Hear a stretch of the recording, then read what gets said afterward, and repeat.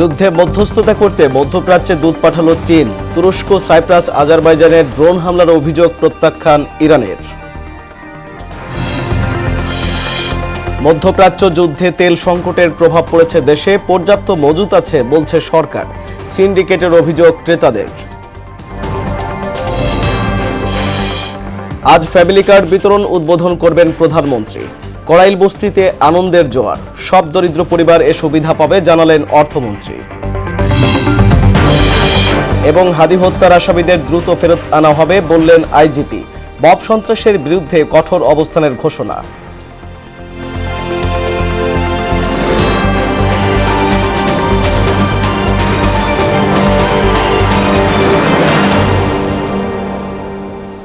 আসসালামু আলাইকুম, স্বাগত মোহনা সংবাদে। এতক্ষণ শুনছিলেন শিরোনাম, পুরো সংবাদের সঙ্গে আছি আমি আরিফুল ইসলাম। তুরস্ক, সাইপ্রাস এবং আজারবাইজানের ড্রোন হামলার অভিযোগ প্রত্যাখ্যান করেছে ইরান। এদিকে তেহরানের বিরুদ্ধে বিশ্বাসঘাতকতার অভিযোগ তুলেছেন কাতারের প্রধানমন্ত্রী শেখ মোহাম্মদ থানি। অন্যদিকে ইরান, যুক্তরাষ্ট্র, ইসরায়েল যুদ্ধে মধ্যস্থতা করতে মধ্যপ্রাচ্য বিষয়ক দূত ঝাই জুনকে পাঠিয়েছে চীন। ঐশী আলমের ডেস্ক রিপোর্ট। তুরস্ক, সাইপ্রাস এবং আজারবাইজানের দিকে ড্রোন হামলার অভিযোগ প্রত্যাখ্যান করেছে ইরান। যদিও দেশটির পররাষ্ট্র মন্ত্রণালয়ের মুখপাত্র ইসমাইল বাঘাই বলেছেন, এসব দেশের বিরুদ্ধে ইরানের ভূখণ্ড থেকে কোনো হামলা চালানো হয়নি। অন্যদিকে কাতার এবং মধ্যপ্রাচ্যের উপসাগরীয় অঞ্চলের দেশগুলোতে হামলার কারণে ইরানের বিরুদ্ধে বিশ্বাসঘাতকতার অভিযোগ তুলেছেন কাতারের প্রধানমন্ত্রী শেখ মোহাম্মদ থানি। তিনি আরও বলেন, কূটনৈতিকভাবে এসব সংকট সমাধানের চেষ্টা করছেন তারা। ইরান, যুক্তরাষ্ট্র, ইসরায়েল যুদ্ধে মধ্যস্থতা করতে নিজেদের মধ্যপ্রাচ্য বিষয়ক দূত জাইঝুনকে পাঠিয়েছে চীন। সৌদির পররাষ্ট্রমন্ত্রী এবং মধ্যপ্রাচ্যের উপসাগরীয় অঞ্চলের দেশগুলোর জোট গালফ কোঅপারেশন কাউন্সিলের মহাসচিবের সঙ্গে বৈঠক করেছেন জাইঝুন।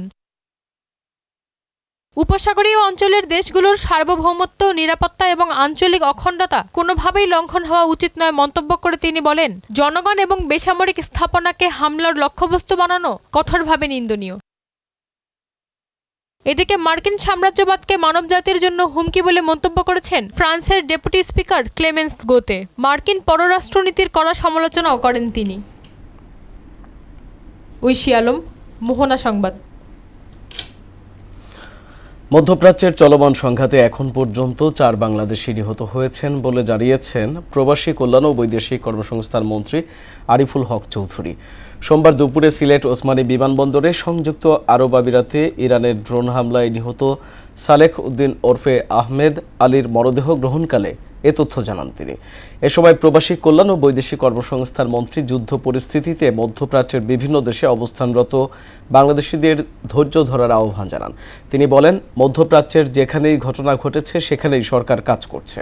নিহতদের সব ধরনের নিয়মনীতি মেনে পর্যায়ক্রমে তাদের লাশও দেশে আনা হবে বলে আশ্বস্ত করেন মন্ত্রী। আমাদের দেশের এই পর্যন্ত 4 জনের মৃত্যু হয়েছে। এর মধ্যে প্রথম যিনি মৃত্যুবরণ করেন তিনি আমাদের পড়লেখা বাসিন্দা। তাকে আমরা আজকে রিসিভ করলাম। মধ্যপ্রাচ্যের বাহরাইন, সৌদি আরব, রিয়াদ, যেখানে ঘটনাগুলো ঘটতেছে, আমাদের কুয়েত, আরব আমিরাতে, আমাদের এই ঘটনার সঙ্গে সঙ্গে আমাদের প্রত্যেকটা ইউনিট একসঙ্গে কাজ করতেছে। মধ্যপ্রাচ্যে চলমান যুদ্ধ পরিস্থিতির কারণে বিশ্বজুড়ে জ্বালানি তেলের সরবরাহ ঘাটতির প্রভাব পড়েছে দেশের পেট্রোল পাম্পগুলোতে। সরকারের পক্ষ থেকে জ্বালানির পর্যাপ্ত মজুতের কথা বলা হলেও ফিলিং স্টেশনের চাপ কমছে না ক্রেতার। আতঙ্কিত হয়ে অনেকেই ভিড় করছেন পেট্রোল পাম্পে। ক্রেতাদের দাবি, পাম্প মালিকরা ইচ্ছে করেই তৈরি করছে কৃত্রিম সংকট। আর পাম্প সংশ্লিষ্টরা বলছেন, ডিপো থেকে তেল নিতে অপেক্ষা করতে হচ্ছে তাদেরও। বিস্তারিত বিজন কুমারের রিপোর্টে। মোটরসাইকেলের দীর্ঘ লাইনের এই চিত্র রাজধানীর শ্যামলী এলাকার। তাদের কেউ এসেছেন রাতভর তেলের খোঁজ করে ক্লান্ত পরিশ্রান্ত হয়ে, আবার কারো কারো অপেক্ষা সেহরির পর থেকে। জ্বালানি তেলের সম্ভাব্য সংকটের বেড়াজালে আটক এসব চালকদের দাবি, তারা তেল নিতে এসে পাহারা দিচ্ছেন ফিলিং স্টেশন। এখন আমার ভূমিকা হইলো যে আমি তেলের পাম্পটাকে পাহারা দিচ্ছি, কখন তেল আসবে, কখন নিতে পারবো, এটা আরও আমার সম্ভাবনা নাই। সকাল 6টা থেকে লাইনে, সব জায়গায় পাম্প, যেখানে আমরা তেলের জন্য যাই সেখানে বলতেছে তেল নাই। সেরি খাওয়া দাওয়া করে আসছিলাম, এখন পর্যন্ত ধারা রয়েছে, তেল এলে গাড়ি লাগানো আসে নাই। ঢাকার প্রায় প্রতিটি ফিলিং স্টেশনের সামনে দৃশ্য একই, আর এমন চিত্র শুধু আজকের নয়। বিরাজ করছে ইরান ইসরায়েল যুক্তরাষ্ট্রের যুদ্ধের দামামায় বিশ্ববাজারে জ্বালানি তেলের মূল্য বৃদ্ধির পর থেকেই। আমি ভাইয়া আজকে সেরির পর পরে আসছি, সেরি খাওয়া দাওয়া করে তারপর প্রথম গেলাম ইয়াতে খালে গিয়ে। গভর্নমেন্ট ঘোষণা দেয় যে 5 টাকা করে লিটারে বাড়ানো হয়েছে, দুপুরের মধ্যে বলবে ডাইকা ডাইকা তেল বিক্রি করবে। এদিকে শুধু নগরীতে নয়, ঢাকার একটু বাইরে আমিনবাজারের ফিলিং স্টেশনগুলোতেও দেখা গেছে ডিজেল চালিত ট্রাকের দীর্ঘ সারি। চালকদের দাবি, প্রয়োজনের তুলনায় মিলছে কম জ্বালানি। আমরা যতটুকু তেল চাচ্ছি ততটুকু পাচ্ছি না। এই 20-30 কিলো গেলে আমাদের 500 টাকা তেল শেষ হয়ে যাচ্ছে। এখন পরিস্থিতি এই যে জামে পড়ে রয়েছে। ফিলিং স্টেশন সংশ্লিষ্টরা বলছেন, তেল ডিপুতেও দীর্ঘ সারি থাকায় জ্বালানি তেলের ক্রেতাদের দীর্ঘ সারি সৃষ্টি হচ্ছে পাম্পগুলোতে। জায়গায় ডিপোতেও সিরিয়াল আছে, তা আমাদের গাড়িটা যখন আর কি ওই যেখানে গেছে তখন দেখে যে ওইখানেও সিরিয়াল। যত দূর পারি আর কি ফিরে দেই না, এলা 5টা পারি, 10টা পারি, 20টা পারি, যেরকম পরিস্থিতি সেরকম ভাবে। বিজন কুমার, মোহনা সংবাদ, ঢাকা। আজ ফ্যামিলি কার্ড বিতরণ পরীক্ষামূলকভাবে শুরু হচ্ছে। প্রথমেই মহাখালীর কড়াইল বস্তি থেকে এই কার্যক্রম শুরু হবে। সকালে প্রধানমন্ত্রী তারেক রহমান এর আনুষ্ঠানিক উদ্বোধন করবেন বলে জানিয়েছেন সমাজ কল্যাণ মন্ত্রী। এ সময় সুবিধাভোগীদের কাছে মোবাইল ফোনে পৌঁছে যাবে প্রথম মাসের নগদ সহায়তা। ভবিষ্যতে পর্যায়ক্রমে দেশের সব দরিদ্র পরিবার এর আওতায় আসবে বলে জানান অর্থমন্ত্রী। শামীমুজ্জামান চৌধুরীর রিপোর্ট। নারীর ক্ষমতায়ন, অধিকার ও অর্থনৈতিক স্বাধীনতা নিশ্চিত করার লক্ষ্যে পরিবারভিত্তিক নতুন সামাজিক সুরক্ষা কর্মসূচি চালু করতে যাচ্ছে সরকার। এই কর্মসূচির আওতায় পরিবারের নারী প্রধানদের নামে ফ্যামিলি কার্ড প্রদান করা হবে। স্পর্শবিহীন চিপ, কিউআর কোড ও NFC প্রযুক্তি ব্যবহার করে তৈরি করা হচ্ছে আধুনিক এই কার্ড। প্রথম পর্যায়ে পাইলট প্রকল্প হিসাবে দেশের 13টি জেলার 15টি ওয়ার্ডে এই কর্মসূচি বাস্তবায়ন করা হচ্ছে। এ সময় বাড়ি বাড়ি গিয়ে পরিবারের আর্থসামাজিক অবস্থা যাচাই করে তথ্য সংগ্রহ করা হয়েছে। আগামীকাল রাজধানীর কড়াইল বস্তিতে এই কর্মসূচির উদ্বোধন করবেন প্রধানমন্ত্রী তারেক রহমান, এমনটাই জানিয়েছেন সমাজ কল্যাণ মন্ত্রী AZM জাহিদ হোসেন। TNT খেলার মাঠ অর্থাৎ কড়াইল বস্তি সংলগ্ন গণপ্রজাতন্ত্রী বাংলাদেশ সরকারের মাননীয় প্রধানমন্ত্রী ইনশাআল্লাহ ফ্যামিলি কার্ডের শুভ উদ্বোধন করবেন।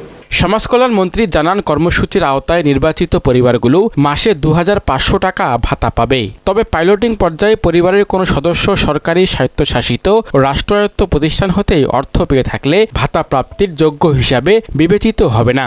দরিদ্র ও নিম্ন মধ্যবিত্ত, এখান থেকে আমরা ডাটা কালেকশন করার সময় 51,805টি হাউস হোল্ড পেয়েছি। যাচাই বাছাই করার পর সেটি 47,777টি খানা অথবা হাউস হোল্ডের তথ্য সঠিক পাওয়া গিয়েছে। চূড়ান্তভাবে 37,567 জন নারী প্রধানকে এই ফ্যামিলি কার্ডের যে ভাতা প্রদানের জন্য তালিকা চূড়ান্ত করা হয়েছে। এ সময় অর্থমন্ত্রী জানান, পিছিয়ে পড়া জনগোষ্ঠীকে ফ্যামিলি কার্ড দেওয়ার সিদ্ধান্ত নেওয়া হয়েছে। বাংলাদেশের প্রত্যেকটি মানুষের কাছে এতদিন যে আমরা বক্তব্য রেখেছি যে অর্থনৈতিক সুবিধা প্রত্যেকটি মানুষের দ্বারে পৌঁছে দেওয়ার জন্য যে দাবিটা ছিল, সেই দাবির পরিপ্রেক্ষিতে এটা একটা বিশাল কর্মযোগ। চূড়ান্তভাবে 13 জেলায় 37,637টি নারী প্রধান পরিবারকে ভাতা প্রদানের জন্য নির্বাচিত করা হয়েছে। ভবিষ্যতে দেশের সব পরিবারকে এর আওতায় আনা হবে বলেও জানান অর্থমন্ত্রী। চিন্তা করা হয়েছে নির্দলীয়ভাবে এবং এটার প্রকল্প তৈরি করা হয়েছে নির্দলীয়ভাবে, স্বচ্ছতার সাথে। বাস্তবায়নও আমরা করতে যাচ্ছি একেবারে স্বচ্ছতার সাথে সকল নাগরিকের জন্য। শামীমুজ্জামান চৌধুরী, মোহনা সংবাদ, ঢাকা। এদিকে ফ্যামিলি কার্ডের উদ্বোধন ঘিরে কড়াইল বস্তিবাসীদের মধ্যে বইছে আনন্দের জোয়ার। প্রধানমন্ত্রীর আগমন উপলক্ষে নেওয়া হয়েছে বিশেষ নিরাপত্তা ব্যবস্থা। পাশাপাশি প্রস্তুত হয়েছে অনুষ্ঠানস্থল, চলছে মঞ্চ ও প্যান্ডেল তৈরির শেষ মুহূর্তের কাজ। নাজমুল ইসলামের প্রতিবেদন। এই কার্ডটার নাম আমরা দিয়েছি ফ্যামিলি কার্ড। ত্রয়োদশ জাতীয় সংসদ নির্বাচনে বিএনপির নির্বাচনী ইস্তিহারে অন্যতম প্রধান অঙ্গীকার ছিল দরিদ্র জনগোষ্ঠীর মাঝে ফ্যামিলি কার্ড বিতরণের প্রতিশ্রুতি। এ অঙ্গীকার বাস্তবায়ন ও সাধারণ মানুষের জীবনমান উন্নয়নে সরকার গঠনের মাত্র ৩ সপ্তাহের মাথায় ফ্যামিলি কার্ডের পাইলট প্রকল্পের কাজ শুরু করতে যাচ্ছে সরকার। বাবা মা সবার নাম ঠিকানা সব নিছে আর বলছে এটা ভোটার আইডি কার্ড আর ফ্যামিলি কার্ডের জন্য এটা নেওয়া হচ্ছে। আমরা পাইলে তো আলহামদুলিল্লাহ ভালো, আমাদের ভালো লাগবে, আমাদের ছেলে মেয়েকে আরো ভালো করে লেখাপড়া কিংবা আমাদের সংসারটা আরো ভালো করে চলবে। আমগরে ছবি নিছে এবং কি আমগরে ফ্যামিলি কার্ড দিতাছে, হে আসার পরে আমগরে অনেক উপকার হয়েছে। ফ্যামিলি কার্ড দিয়ে সন্তান নিয়ে যা পাই আমরা চলতে পারি। রাজধানীর করাইল বস্তিতে আনুষ্ঠানিকভাবে এই কার্যক্রমের উদ্বোধন করবেন প্রধানমন্ত্রী তারেক রহমান। তার আগমনকে ঘিরে আনন্দিত বস্তিবাসী। আমাদের প্রধানমন্ত্রী নতুন অবস্থায় আমাদের এখানে আসতেছে, আমাদের খুবই খুশি আনন্দিত। তারেক রহমান আসতেছে, আমরা সবাই খুশি। প্রধানমন্ত্রীর আগমনকে কেন্দ্র করে করাইল বস্তিতে জোরদার করা হয়েছে নিরাপত্তা ব্যবস্থা। পাশাপাশি প্রস্তুত হয়েছে অনুষ্ঠান স্থল, চলছে মঞ্চ ও প্যান্ডেল তৈরির শেষ মুহূর্তের কাজ। তো আমরা 7 তারিখ কাজ ধরছি, তো আজকে আশা করছি সারা রাত লাগলো আমরা কাজ শেষ করব, উনি সকালে 10 তারিখে অনুষ্ঠান করব। প্রায় 70% শেষ, মনে করেন রাতের মধ্যে সব শেষ হয়ে যাবে। আগামীকাল করাইল বস্তির এই টিএনটি মাঠেই বস্তিবাসীর মাঝে ফ্যামিলি কার্ড তুলে দেবেন প্রধানমন্ত্রী তারেক রহমান। ক্ষমতায় আসার 1 মাসের মধ্যেই এমন প্রতিশ্রুতি বাস্তবায়ন নজিরবিহীন বলে মনে করছে সংশ্লিষ্টরা।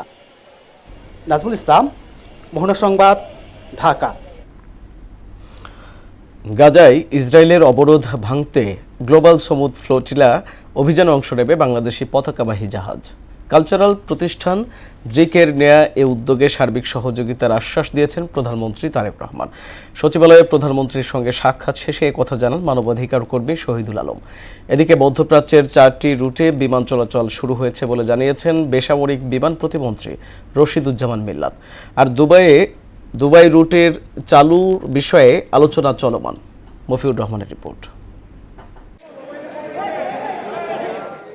রোববার সকালে সচিবালয়ে নিজ দপ্তরে যান প্রধানমন্ত্রী তারেক রহমান। জনপ্রশাসন, শিক্ষা, অর্থ, আইসিটি উপদেষ্টাদের সঙ্গে বৈঠক করেন তিনি। এরপর বাংলাদেশ রপ্তানি প্রক্রিয়াকরণ এলাকা কর্তৃপক্ষ বেবজার নির্বাহী chairman major general Mohammad Moazzem Hossain প্রধানমন্ত্রীর সঙ্গে সৌজন্য সাক্ষাৎ করেন। এরপর বৈঠক করেন মানবাধিকার কর্মী শহীদুল আলম। পরে শহীদুল আলম বলেন, গাজায় ইসরায়েলের অবরোধ ভাঙতে গ্লোবাল সমুদ্র ফ্লোটিলা অভিযানে অংশ নেবে বাংলাদেশি পতাকাবাহী জাহাজ। যাত্রার সম্ভাব্য সময় আগামী 12 এপ্রিল। আবার ফ্লোটিলায় যাচ্ছি এবং সেই যাওয়ার সাথে আমরা এবার ফ্লোটিলার জন্য একটা বাংলাদেশি জাহাজ নিয়ে যাচ্ছি। সেটার ব্যাপারে উনি নিজে আগ্রহী, এটাকে কিভাবে সাপোর্ট দেওয়া যায়, কিভাবে সহযোগিতা করা যায় এবং বাংলাদেশকে যাতে এখানে প্রতিনিধিত্ব করা যায়। বেসামরিক বিমান পরিবহন ও পর্যটন মন্ত্রণালয়ের সঙ্গেও সভা করেন সরকার প্রধান।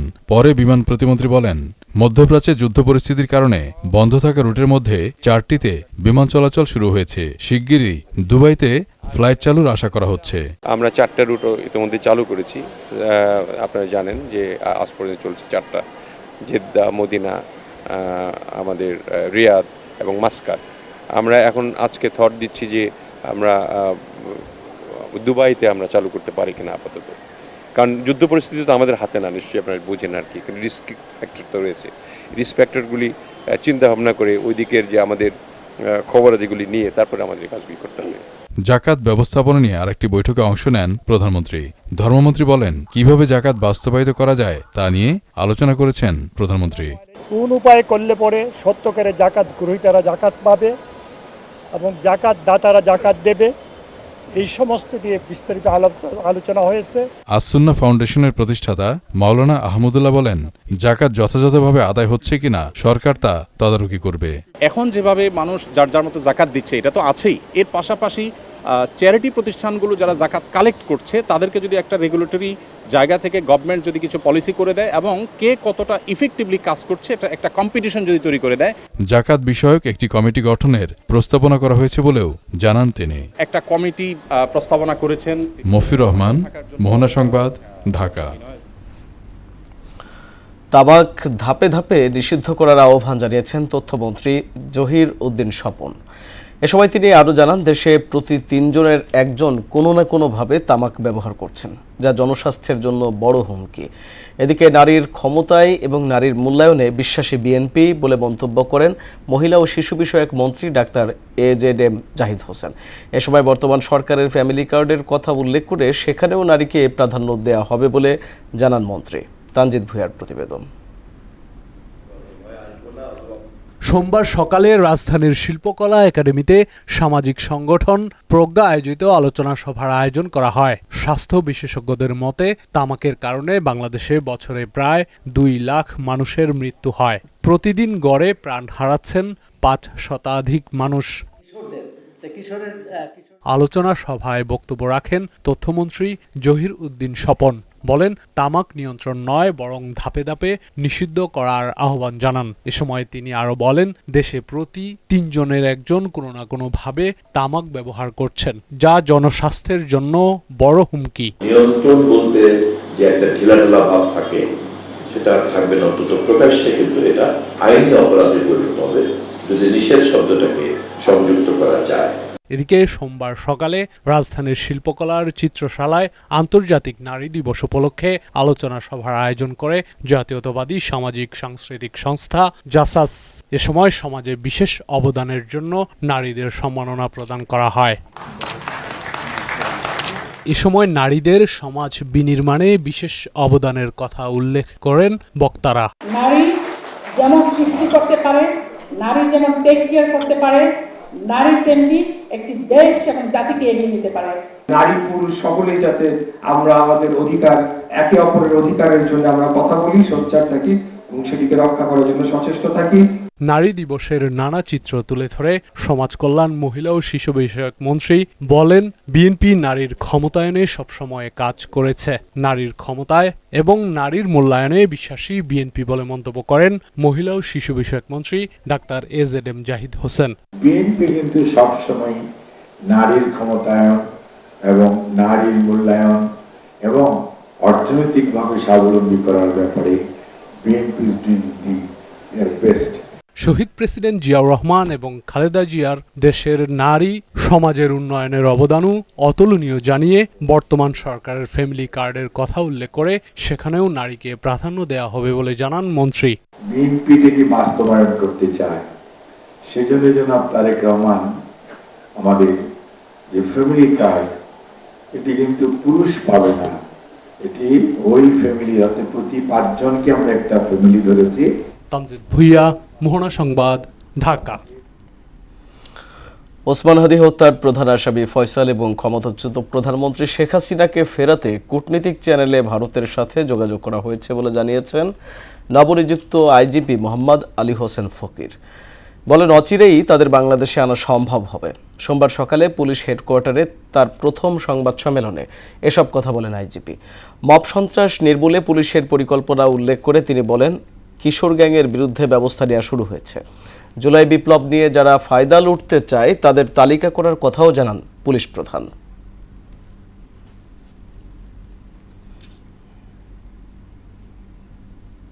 গ্রহণ করছে, হয়তো অচিরেই ইনশাল্লাহ আমরা দেখতে পারবো তারা বাংলাদেশে আমরা আনতে সক্ষম হব। জুলাই বিপ্লবকে নিয়ে যারা ফায়দা লুটতে চায় তাদেরও কিন্তু আমরা আইডেন্টিফাই করি। দেখা গেল অনেক লোক আছে জুলাই বিপ্লবের সাথে জড়িত ছিল না, এখন বড় জুলাই বিপ্লবী হয়ে গেছে।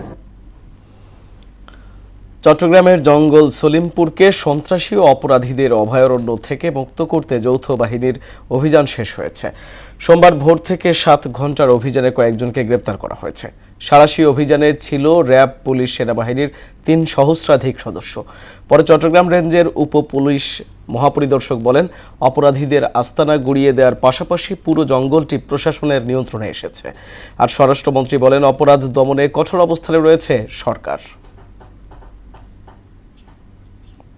ত্রয়োদশ জাতীয় সংসদ নির্বাচনে কয়েকটি আসনে ভোট কারচুপি সহ নানা অনিয়মের অভিযোগে বিএনপি প্রার্থীদের আবেদন সোমবার গ্রহণ করেছেন উচ্চ আদালত। ওই আসনগুলোর ব্যালট পেপার, রেজাল্ট শিট ও অন্যান্য নির্বাচনী সরঞ্জামাদি হেফাজতে রাখতে ইসিকে নির্দেশনাও দিয়েছেন হাইকোর্ট। একই সঙ্গে ওইসব আসনে বিজয়ী প্রার্থীদেরকে নোটিশ ইস্যু করে পরবর্তী শুনানির জন্য দিন ধার্য করেছেন আদালত। এদিকে বিটিআরসিতে অবৈধ নিয়োগের বিরুদ্ধে কেন আইনগত ব্যবস্থা নেওয়া হবে না জানতে চেয়ে রুল জারি করেছেন হাইকোর্ট। ব্যক্তিগত কারণ দেখিয়ে আন্তর্জাতিক অপরাধ ট্রাইব্যুনালের প্রসিকিউশন থেকে পদত্যাগ করেছেন প্রসিকিউটর সাইমুম রেজা তালুকদার। সোমবার বিষয়টি প্রসিকিউশনের পক্ষ থেকে নিশ্চিত করা হয়। চিফ প্রসিকিউটর বরাবর দায়িত্ব থেকে অব্যাহতি চেয়ে আবেদন করেন সাইমুম রেজা। তার আবেদনটি মঞ্জুর করে মন্ত্রণালয়ে পাঠান চিফ প্রসিকিউটর। এদিকে আওয়ামী শাসন আমলে শতাধিক মানুষকে গুম খুনের মামলায় সাবেক সেনা কর্মকর্তা জিয়াউল হাসানের বিরুদ্ধে দ্বিতীয় সাক্ষীর সাক্ষ্য গ্রহণ সোমবার হওয়ার কথা থাকলেও তা হয়নি। এক্ষেত্রে পরবর্তীতে 29 মার্চ দিন ধার্য করেছেন আন্তর্জাতিক অপরাধ ট্রাইব্যুনাল 1। পাশাপাশি 24 জুলাই আন্দোলনে রাজধানীর রামপুরায় 28 জনকে হত্যা মামলায় বিজিবি কর্মকর্তা রেদওয়ানুল ইসলাম সহ 4 জনের বিরুদ্ধে সাক্ষ্য গ্রহণের পরবর্তী দিন ধার্য হয়েছে 11 মার্চ। জনস্বাস্থ্য সুরক্ষায় ধূমপান ও তামাকজাত দ্রব্য ব্যবহার অধ্যাদেশ 2025 কাগজে সীমাবদ্ধ না রেখে আইন হিসেবে পাশের দাবি জানিয়েছে বিভিন্ন ব্যবসায়ী সংগঠনের নেতারা। তারা জানান, সংসদের প্রথম অধিবেশনে 30 দিনের মধ্যে অধ্যাদেশটি পাশ না হলে এর কার্যকারিতা হারাবে। সোমবার সকালে জাতীয় প্রেস ক্লাবে ঢাকা আহসানিয়া মিশন আয়োজিত তামাক নিয়ন্ত্রণ আইনের গুরুত্ব শীর্ষক মতবিনিময় সভায় এমন দাবি জানানো হয়।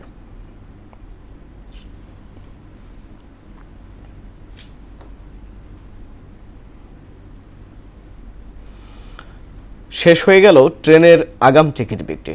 আজ দেওয়া হয়েছে 19 মার্চের টিকিট। আগাম টিকিটের যাত্রা শুরুতে বাকি আরও 4 দিন। তবে এখন থেকেই ঘরমুখো মানুষের আনাগোনা দেখা যাচ্ছে রেল স্টেশনে। একই চিত্র সড়ক পথেও।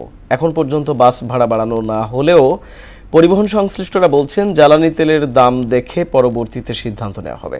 আরও জানাচ্ছেন উষা ফেরদৌস। Kamalapur railway station. অনলাইনে আগাম টিকিট বিক্রি হওয়ায় দীর্ঘ লাইনের বিপরীতে অনেকটাই ফাঁকা স্টেশন। কাঙ্ক্ষিত সোনার হরিণটি হাতে করে প্ল্যাটফর্মে ঢুকতে দেখা যায় অনেককে।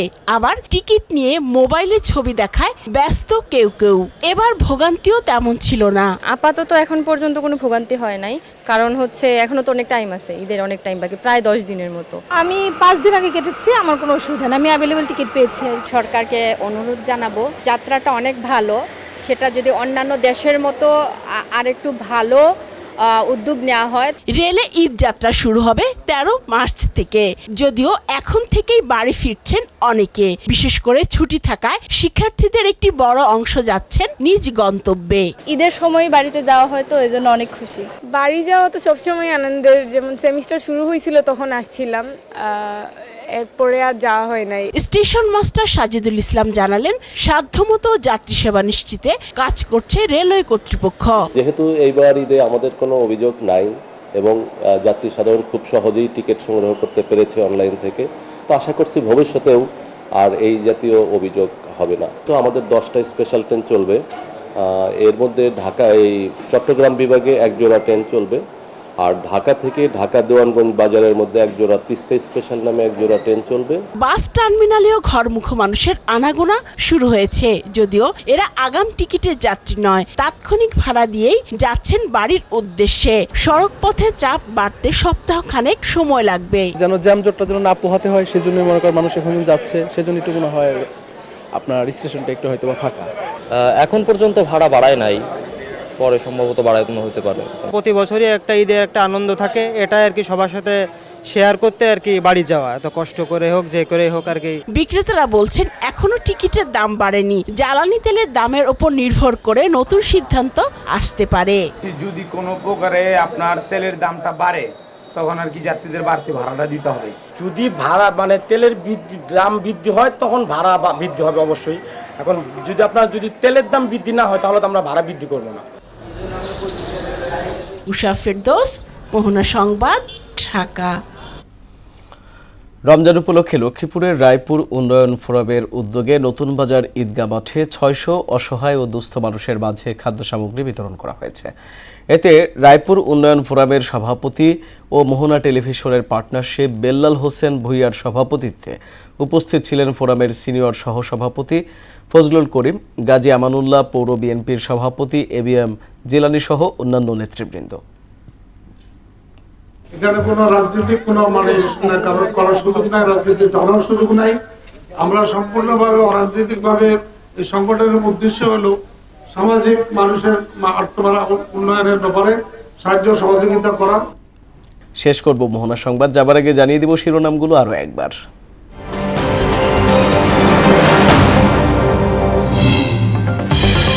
যুদ্ধে মধ্যস্থতা করতে মধ্যপ্রাচ্যে দূত পাঠালো চীন। তুরস্ক, সাইপ্রাস, আজারবাইজানের ড্রোন হামলার অভিযোগ প্রত্যাখ্যান ইরানের। মধ্যপ্রাচ্য যুদ্ধে তেল সংকটের প্রভাব পড়েছে দেশে, পর্যাপ্ত মজুত আছে বলছে সরকার। সিন্ডিকেটের অভিযোগ ক্রেতাদের। আজ ফ্যামিলি কার্ড বিতরণ উদ্বোধন করবেন প্রধানমন্ত্রী। কড়াইল বস্তিতে আনন্দের জোয়ার, সব দরিদ্র পরিবারের সুবিধা পাবে জানালেন অর্থমন্ত্রী। এবং হাদি হত্যার আসামিদের দ্রুত ফেরত আনা হবে বললেন আইজিপি। মব সন্ত্রাসের বিরুদ্ধে কঠোর অবস্থানের ঘোষণা।